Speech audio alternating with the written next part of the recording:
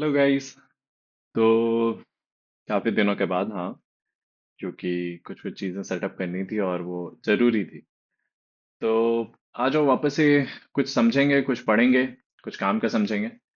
तो आज ये समझते हैं कि जब एक इंटरव्यू में बैठते हो और ये कोडिंग राउंड का इंटरव्यू के जस्ट बाद खत्म हुआ है, मतलब कि एक सॉफ्टवेयर कंपनी है और या फिर एक सेमीकंडक्टर फ्रंट एंड कंपनी है, जैसे डिजिटल डिजाइन इंजीनियर की पोस्ट होती है या कुछ भी। तो एक इंटरव्यूअर के पर्सपेक्टिव से वो क्या क्वेश्चन पूछेंगे, उनके लिए बेसिक क्या है जो आपको बेयर मिनिमम पता होना ही चाहिए।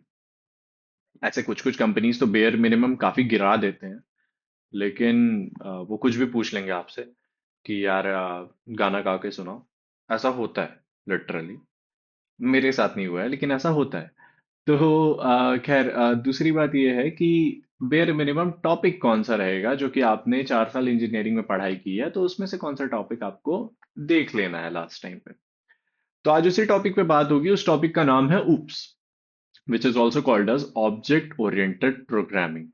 ऑल्सो कॉल्ड नहीं, वो फुल फॉर्म ही कहा मैंने, तो ऐसा नहीं है कि which is also called as. तो ऑब्जेक्ट ओरिएंटेड प्रोग्रामिंग। अब ये ऊप को हम लोग यूज क्यों करते हैं प्रोग्रामिंग में? तो बेसिकली ऊप एक टाइप का मेथड है, जिस मेथड से हम लोग प्रोग्रामिंग को लिखते हैं। अब हम लोग जावा टी पॉइंट के नोट्स को फॉलो करेंगे, क्योंकि इसमें काफी अच्छे से लिखा हुआ है ऊप्स के बारे में। और समझेंगे, पहले तो एक आसान भाषा में समझ लेते हैं और फिर डेफिनेशंस को देख लेंगे, क्योंकि डेफिनेशन ही एक अच्छा इम्पैक्ट बैठाता है इंटरव्यूअर के दिमाग पे। तो ये मत सोचना कि मैं कोई आ, या मगअप कर लूंगा, याद कर लूंगा, समझूंगा नहीं। तो ऐसा नहीं है, दोनों चीजों की जरूरत पड़ती है।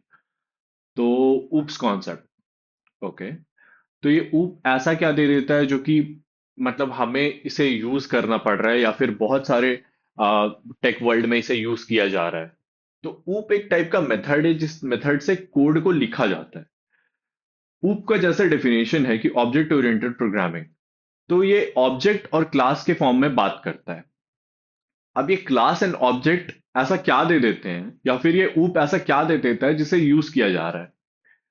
तो ऊप में कुछ कुछ फीचर्स होते हैं। अगर मैं आपको कहूं कि मैं आपके कोड को सेफ रखूंगा, ताकि कोई जो भी एक्सटर्नल एंटिटीज है, जैसे कोई हैक करना चाह रहा है आपके सिस्टम को, तो वो हैक कर मतलब काफी इजीली पहुंच जाएगा आपके कोड तक। तो ऊप क्या कर रहा है कि कुछ कुछ आपको फीचर्स देता है बचाने के।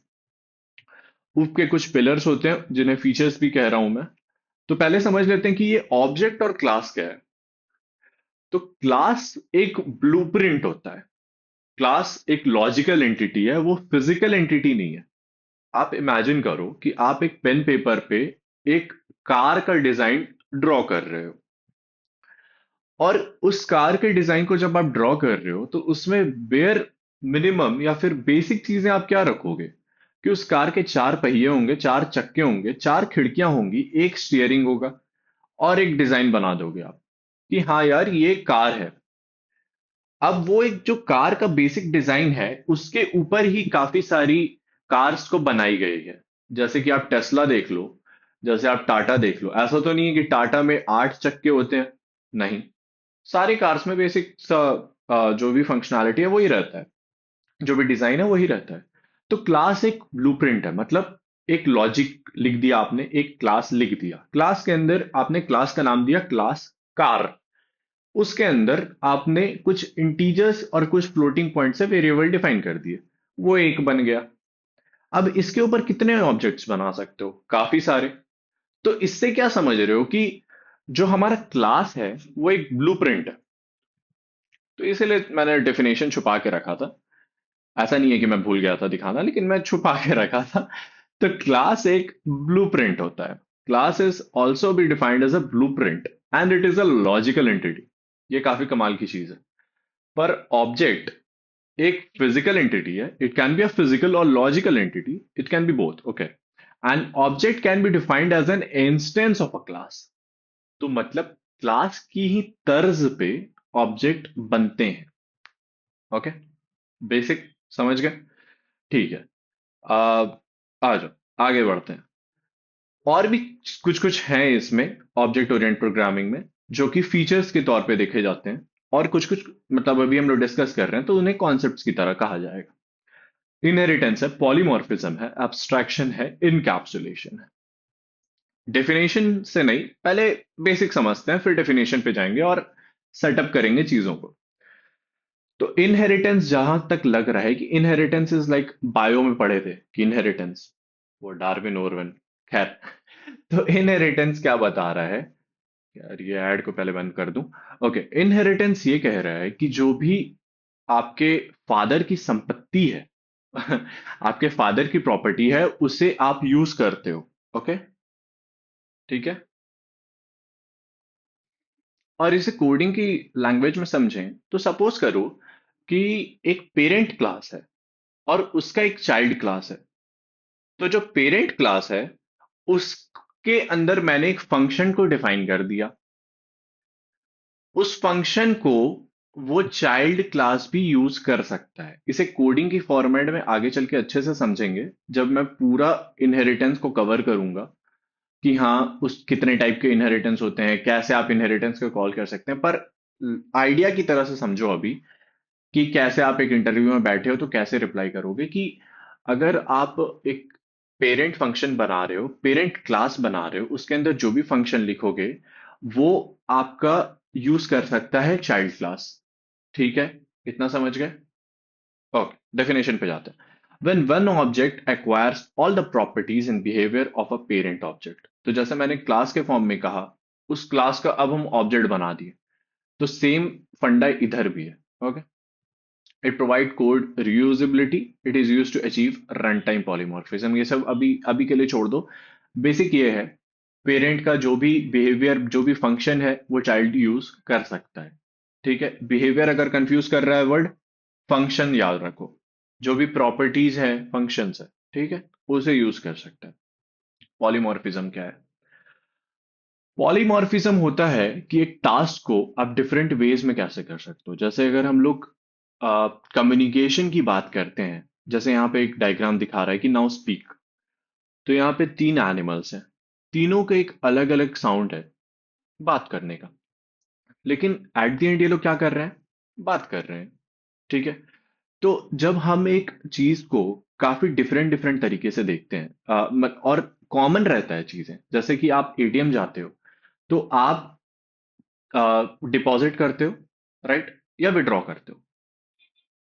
तो ये ये जो डिपॉजिट और विड्रॉ है, ये किस किस में कॉमन है? ये तीनों जितने भी टाइप ऑफ अकाउंट होते हैं, करंट हो गया, सेविंग हो गया, करंट अकाउंट, सेविंग अकाउंट, जितने भी टाइप ऑफ अकाउंट है, बेसिक कॉमन फंक्शन क्या है? Deposit, withdraw. ठीक है। तो आप एक टास्क को डिफरेंट डिफरेंट जगह कर रहे हो, जैसे यहां पे भी वही चीज है कि कम्युनिकेट। तो someone is communicating with any other thing, like a dog is like woof, ये क्या है, डक इज क्वैक। ओके। तो at the end what they are doing, they are communicating. वो लोग कम्युनिकेट ही कर रहे हैं। तो एक टास्क को आप लोग डिफरेंट वेज में कर सकते हो। अभी के लिए समझो एटीएम है, तीन अकाउंट है, कर रहे क्या हो, डिपॉजिट और विड्रॉ। तो इसका क्या मतलब है कि सारे अकाउंट में ये जो दो फंक्शन है, कि डिपॉजिट हुआ तो ये वाला एक्शन कर देना और विड्रॉ हुआ तो ये वाला कोड चला देना, ये सारे फंक्शन के अंदर रहेंगे। ठीक है। आई थिंक इससे इसका एग्जाम्पल जब हम दिखाएंगे तो ये काफी और अच्छे से समझ आएगा, क्योंकि मैं जो सेम एक्सप्लेन किया हूँ, सेम एग्जाम्पल को मैं उस आ, लिख के भी दिखा दूंगा तो वो ज्यादा अच्छा रहेगा। लेकिन अभी के लिए बेसिक सा डेफिनेशन है, if one task is performed in different ways it is known as polymorphism. Example भी दिया है, to convince the customer differently to draw something, for example shape, shape, triangle, rectangle, etcetera. तो ये सारे shape के ही form में आते हैं। मैं आपको बोलूंगा शेप ड्रॉ करो, आपके पास बहुत सारे ऑप्शंस हैं, बहुत सारे। मैं आपको बोलूंगा कि विड्रॉ करके लाओ, तो आपके पास बहुत सारे ऑप्शंस हैं, करंट अकाउंट है, सेविंग अकाउंट है। खैर, ये इतने सारी बातें पॉलीमॉर्फिज्म पे हो गई। अब आते हैं एब्स्ट्रैक्शन और आते हैं इनकैप्सुलेशन पे। ये दोनों चीजें मोस्टली सेम दिखती हैं, पर थोड़ा सा बिट ऑफ कॉन्सेप्ट इधर उधर चेंज है। ठीक है, और डन है। एब्स्ट्रैक्शन। ओके, सो एब्स्ट्रैक्शन क्या है? यहाँ पे बहुत प्यारा सा डेफिनेशन लिखा है, hiding internal details, hiding internal implementation and showing functionality. Okay, ATM के ही वापस जाते हैं, एटीएम पे वापस जाते हैं। जब आप जो भी ट्रांजैक्शन के लिए अमाउंट लिखते हो, फिर आप पिन डालते हो। तो उस मशीन को कैसे पता कि इस अकाउंट नंबर से ये पिन रजिस्टर्ड है? तो वो अंदर में कुछ जाके चेकअप कर रहा होगा, अपना डेटाबेस खोल रहा होगा, हाँ ये मैच किया, हाँ ओके, हाँ ये ही बंदा है वो जिसको पैसे देने हैं, और किसी को नहीं देंगे। तो वो वापस जो जाता है उसे भी पैसे देते हैं। क्या हुआ कि ये एक पूरा फंक्शनैलिटी हुआ पीछे, एक पूरा इंटरनल इम्प्लीमेंटेशन हुआ उसका, कि आपने कोड डाला उसको, वो उसने पूरा इंप्लीमेंट किया। खैर, तो वो एक टाइप का एब्स्ट्रैक्शन ही कहलाता है। ओके, कि आपको बस अपने जो भी रिजल्ट आ रहे हैं उससे मतलब है, और आपको इंटरनल डिटेल जो भी हो रहा है, जो भी कोड कर रहा है, उससे मतलब नहीं है। ठीक है, तो इसको कोड की तरीके से समझो, कि जब आपका यूजर, आपने उप्स में कोड लिखा है, तो आपने क्या किया है, हाइड करके रखा है, इंटरनल इम्प्लीमेंटेशन को हाइड करके रखा है। तो मतलब यूजर को कुछ नहीं दिखने वाला, उसको दिखेगा वाह भाई पैसे आ गए, खुश है वो। ठीक है, डन है। तो एक प्रोग्रामर को क्या फायदा मिला, उसे अपना जो भी फंक्शनैलिटी है वो नहीं दिखाना पड़ा।